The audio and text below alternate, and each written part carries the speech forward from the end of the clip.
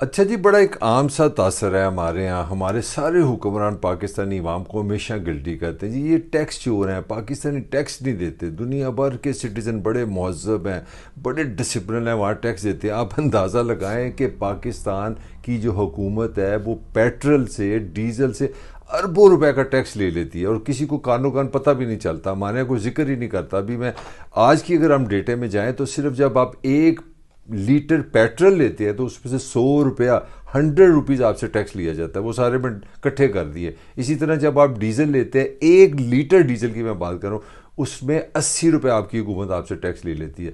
اور یہ ٹیکس لیتے ہیں آپ پاکستان کو جو امیر ترین آدمی ہے، جب وہ 1 لیٹر پیٹرول لے گا وہ بھی 100 روپیہ دے گا ٹیکس، اور جو غریب ترین آدمی جو موٹر سائیکل میں اپنا 1 لیٹر پیٹرول ڈلوائے گا وہ بھی 100 روپیہ دے گا۔ یعنی کہ آپ اندازہ لگائیں کہ اتنا ہیوی ٹیکس شاید دنیا میں کہیں نہیں ہے۔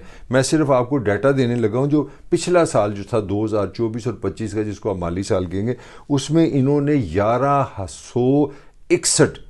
1161 بلین ارب روپے، یعنی کہ 1161 ارب روپے صرف پیٹرول سے پاکستانی لوگوں سے ٹیکس انہوں نے وصول کر لیے۔ اور اس سال جو کرنٹ سال جاری ہے اس میں ان کا جو ٹارگٹ ہے وہ ہے 1470 ارب روپے کا۔